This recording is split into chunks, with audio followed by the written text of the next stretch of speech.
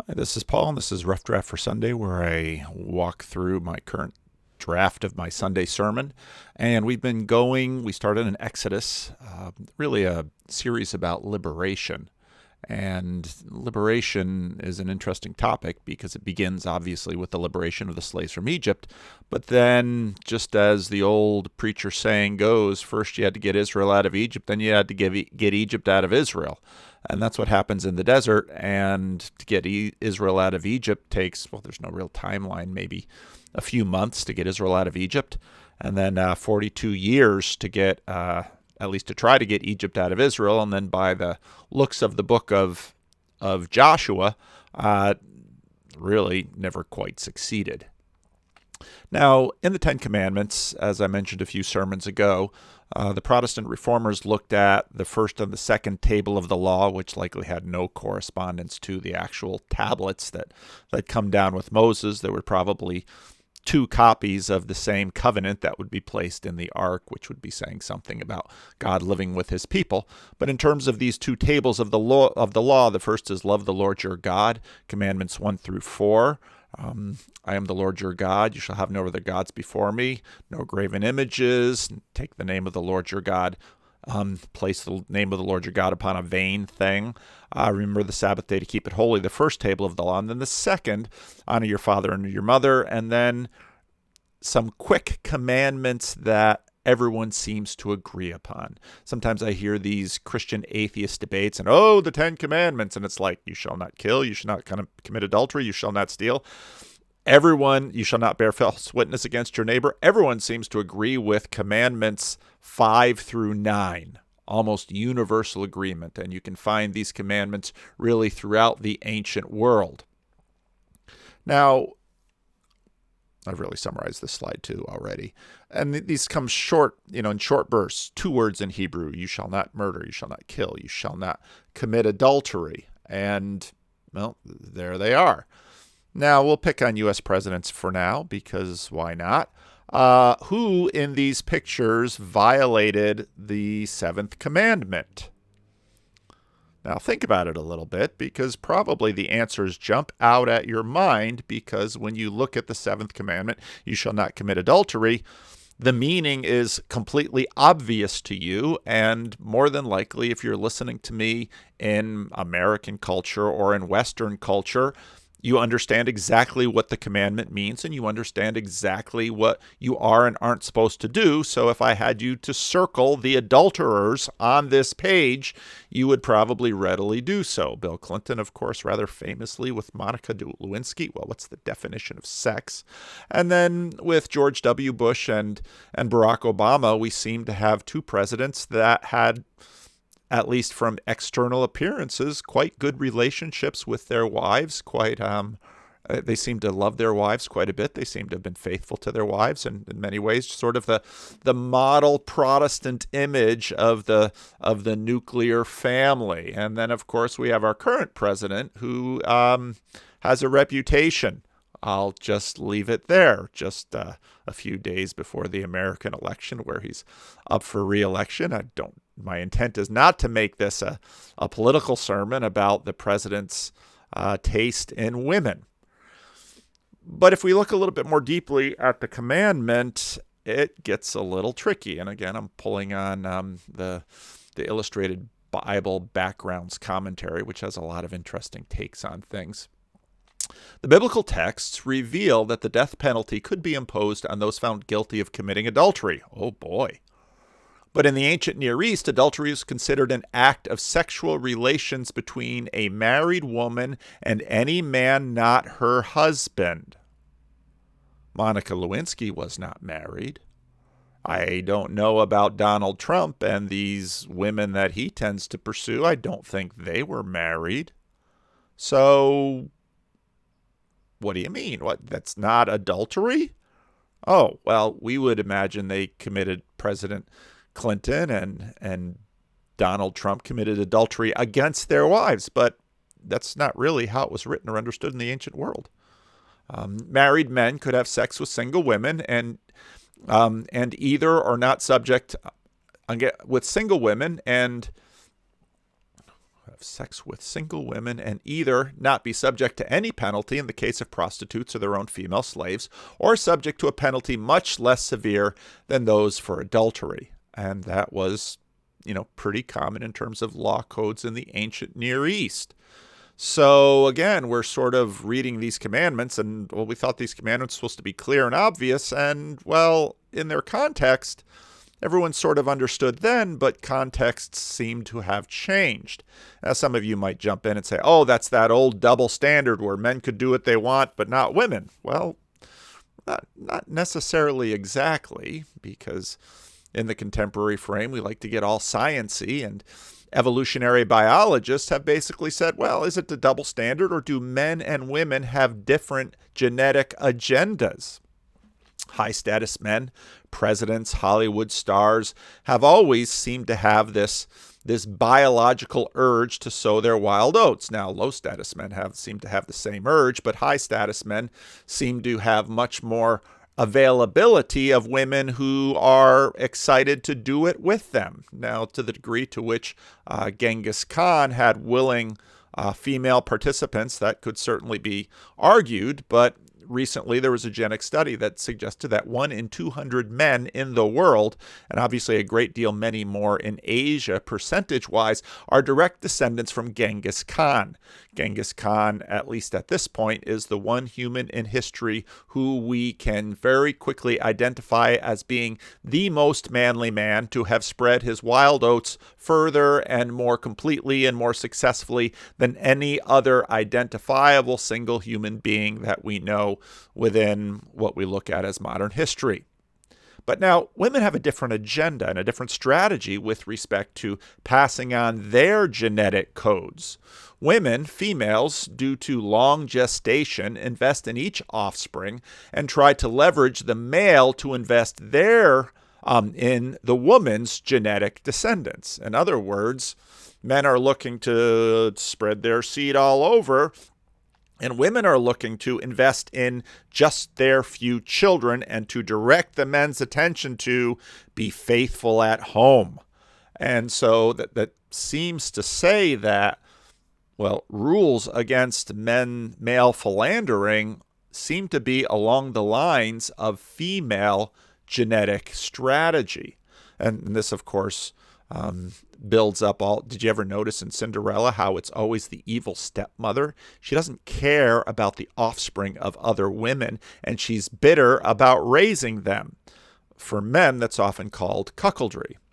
And a few years ago, Sam Harris, celebrity atheist, made the comment, each of us has twice as many female ancestors as male ancestors. And when you first hear that, you say, oh, that can't be, because every single one of my ancestors is a product of one man and one woman coming together to make a child.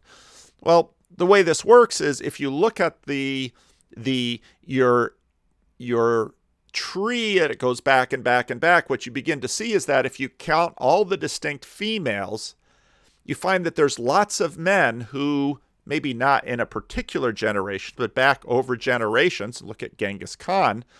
Genghis Khan would, especially if you're Asian, appear in your family tree many, many, many, many, many, many times. And if you look back into the ancient world, into a world of rampant polygamy, there were, if you look at the total number of people on your list of descendants and you count them as male and female, all those women were able to pass down their genetic material, and there are half as many men on the list. And you say, oh, and this guy explains it at a Quora thing. Well, exactly half the branches of a tree of ancestors are occupied by males and half by females. Duh. More of the males are repeats. You see, the claim refers specifically to the number of unique individuals, that's in the tree, who became ancestors and remain ancestors today. Why do these trend female? A greater portion of females successfully reproduce because human societies typically range between mostly monogamous to highly polygynous. More males never reproduce, thus never occupying a single slot on anyone's ancestor chart, or have fewer offspring, thus more likely to have had all lines die out in the present day. That means that the female strategy of investing in their young actually really works well for women, and about twice as many women get to actually carry on their genetic material to future generations than men. An extreme example is Genghis Khan as an ancestor of women living in Mongolia today. He does not occupy one slot in their he does not occupy one slot in their chart 24 generations ago, being 1/16 millionth of their ancestry, but may appear over 1,000,000 times over, being 1/16th of her ancestry. Genghis Khan's wife, Borte, on the other hand, will not appear 1,000,000 times because so many of Genghis's children will show up on our home individual's chart where mothered by many other women. Other men from the 12th century Mongolia are sparse or entirely absent. Genghis Khan blotted the landscape and dominated the terrain with his genetic material. That would be called mammalian male success. No, the numbers are not exactly 2-to-1, but the probable source of Harris's statement is 2007 article about research in the New York Times finding this genetic material. Now, one might argue that, well, maybe high-status males like United States presidents and good-looking Hollywood stars. Now, Brad Pitt was born the same year I was. Why does he look so good and I look so like this? And if you look at, well, Brad Pitt recently in an article said Brad Pitt jokes about his personal life being trash mag fodder. After his cheeky Golden Globe speech, Brad Pitt was again made public mention of his love life, this time labeling it disastrous. Well, why would you say that, Brad? Brad, here's a list of, well, really only the celebrity girlfriends that Brad has been with, and the assumption in the contemporary landscape is that he's had sex with all of them. The number is probably double this if you consider girlfriends beforehand and hookups with groupies or who knows what and where. But here's the crazy thing about Brad Pitt. Brad Pitt, unlike Genghis Khan, hasn't reproduced. The intervention of the pill has radically changed, it seems, what we do with sex. Now, Brad Pitt's fertility seemed to have come with woman number 14 on this list, Angelina Jolie, who he was with from 2005 to 2016, married in 2014, separated in 2016, and they're currently in a bitter custody battle over their children. Angelina Jolie seemed to like to adopt children from all over the world, and then it had a set of twins and one other child with Brad Pitt, and that's who they're currently fighting over. After this, Brad Pitt found a married model, apparently, and so, at least against Bill Clinton and Donald Trump, Brad Pitt is the adulterer because Brad Pitt apparently had sex with a married woman. Had Brad Pitt done that before? I have no idea. But this shows you how radically the pill and contraception has changed the entire landscape of sexual and familial behavior in the contemporary world. Now, none of this should be news to anyone except if you live in the predominantly Christian world. Because what happened in Christianity with respect to sex and mating is what these two scholars, Tom Holland and Tom Wright, in their conversation on Unbelievable a couple of years, talked about in terms of the Apostle Paul's depth charge. While some of these patterns had been in the Jewish communities were a small group within the Roman Empire, what happened was that the Christian religion began to remake assumptions about marriage and slanted the whole thing much more towards monogamy. The Apostle Paul told men to love their wives and give themselves up for their wives. Submit to one another as to the Lord, the Apostle Paul tells married couples, and this was radical in the Roman Empire. And it began to remake and reshape family life and reproduction, growing in the Christian community and spreading to the point that by the time we hit, let's say, 1950s United States, North America, that was the cultural standard. You had the same sexual standards of fidelity for men and women, which is why when I showed you that first picture, you said, well, Bill Clinton committed adultery against Hillary, and Donald Trump committed adultery against seemingly all of his 3 wives. And this, for the ancient world, would have been absolutely normal. High-status men had sex when they wanted, and women basically worked the other reproductive strategy, which is invest in their children. So while Donald may cheat on Melania, she invests in Barron. That's simply how the common human practice goes. Now, the Christian standard, however, is, well, high aspirational. In fact, many Christians really struggle to meet this standard, and many Christians don't, in fact, live up to it. Although Christians do live up to it at higher rates than others, at least Christians who are serious, go to church, pay a lot of attention to their Christian faith, tend to commit adultery at lower rates than the rest of the population. You only call out the double standard when I mentioned those presidents before, because you've been tutored by Christianity, and the Apostle Paul, in many ways, was more successful than Genghis Khan at least promoting an idea. The Apostle Paul, who, to the best of our knowledge, had no children himself. When we read the Catechism on the 7th commandment, it bears all of that out. It is, in a sense, in a phrase that Jordan Peterson got in trouble with, enforced monogamy. What does the 7th commandment teach us? That God condemns all unchastity. Of course, this is leveraging Jesus' words in the Sermon on the Mount. And that therefore we should thoroughly detest it and live decent and chaste lives within or outside the holy state of matrimony.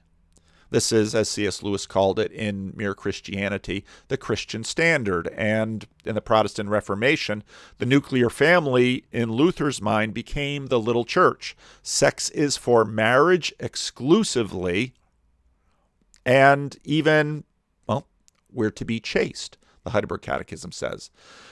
Does God, in his commandment, forbid only such scandalous sins as adultery? We are temples of the Holy Spirit, body and soul, and God wants both to be kept clean and holy. This is why God forbids all unchaste actions, looks, talk, thoughts, or desires, and whatever may incite someone to them. This is a high bar indeed, and in thought and in action, even a committed Christian like Jimmy Carter raised eyebrows when he was president when he admitted to lust in his heart. The country in the 1970s sort of giggled under its breath at it, but you can see how quickly many things have changed. In fact, not too long ago, I had a very interesting conversation with a YouTuber named Vaush, who described himself as a gender abolitionist. And, well, that's something that I never heard of when I was growing up. A gender abolitionist basically says that, well, we should get rid of pretty much any talk about both genders, and people should not be considered to be male or female or anything like that, and should be free to do as they wish. This is in many ways a product of the sexual liberation movement in the 1960s. Prior to the late 1960s, there was a social stigma against premarital sex, extramarital sex, and same-sex behavior. These were considered to be archaic rules best done away with, and consenting adults should be able to do as they please. How is this working out for us? What do you think? There's a very interesting article in the New York Times about a woman, and the title, written by a woman, and the title of it was, "He asked permission to touch, but not to ghost," because at this point, basically, consent is the only rule, at least consenting adults. And she talks about this younger man that she was dating who'd been schooled in the new tradition and asked consent, probably tutored at Title IX in colleges about what to do.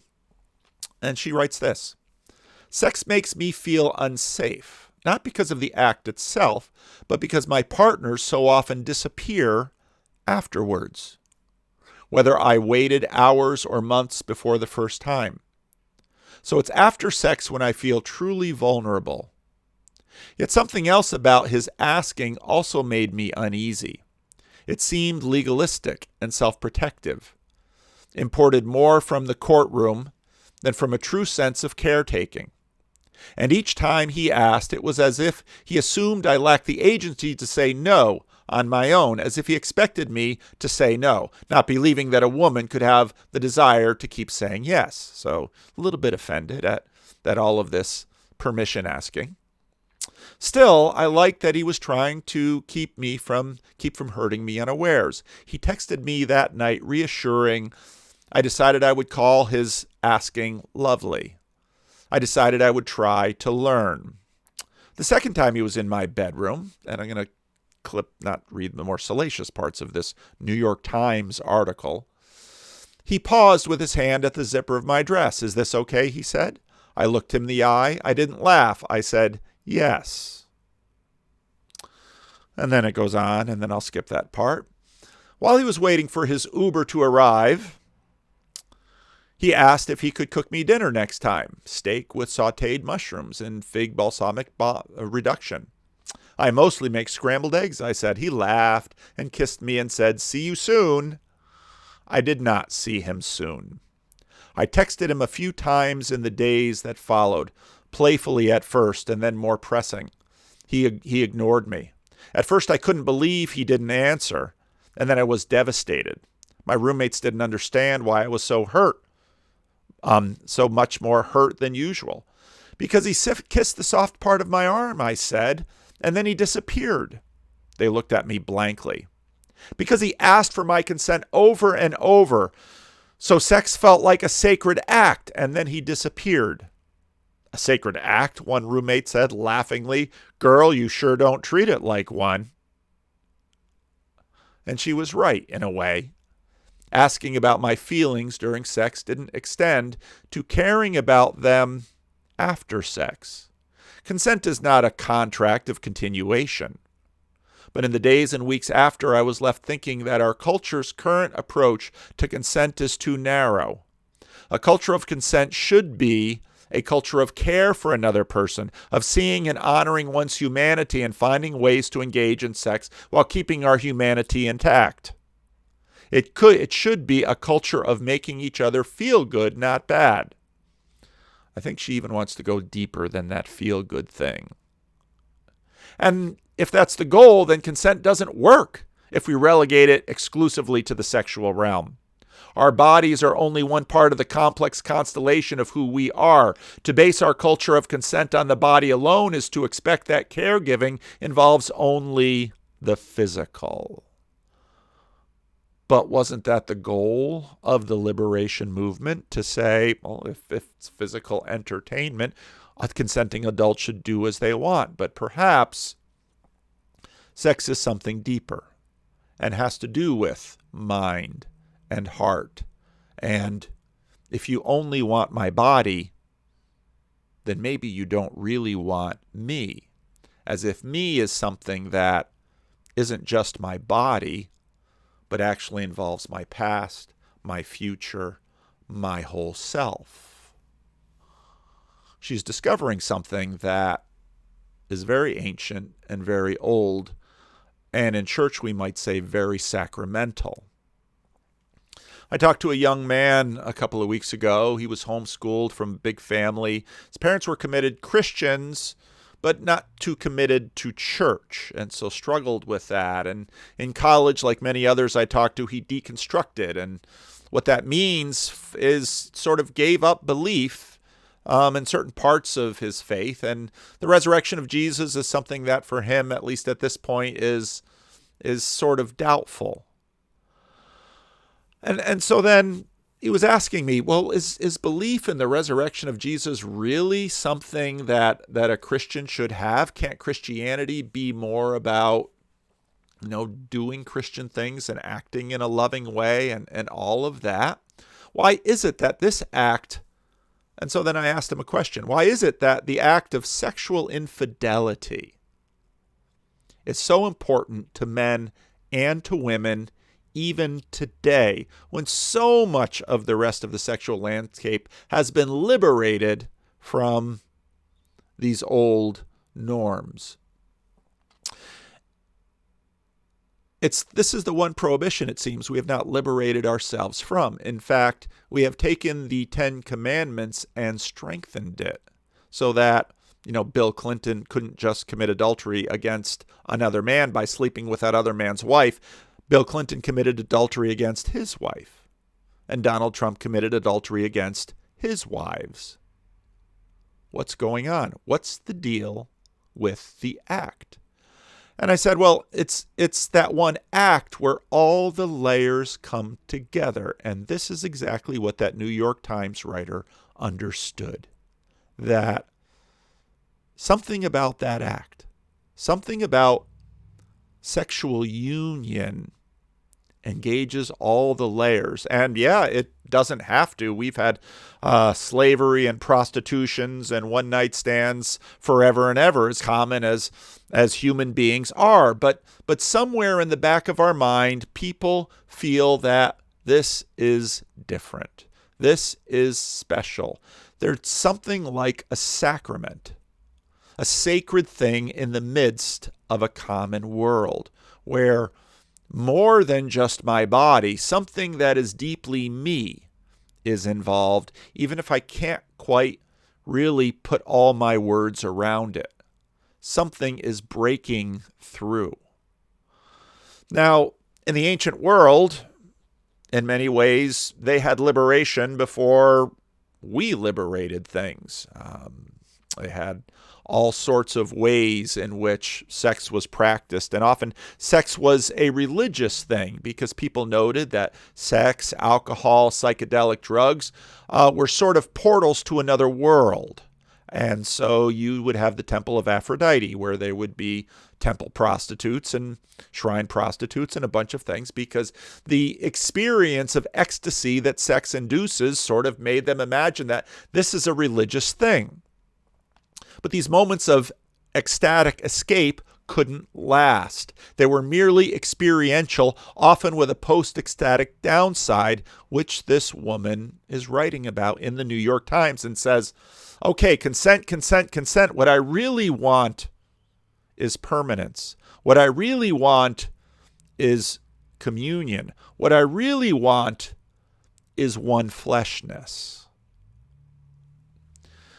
Now, the resurrection is that one act that breaks through the shroud of death and links us to the age to come beyond this world. The portal then bleeds into the rest of life, making more and more of self-denial living a sacred thing. And so when the Apostle Paul and Jesus teach about this, that's what they're pointing to. That sex isn't simply transactional. Sex involves us at a deep level and gives us a pointer to a life that we want, but can't necessarily secure on our own. This is why hence the chastity interpretation in the Heidelberg Catechism. And the Christian standard remains a demanding standard, whose reward is often in the strengthening pursuit.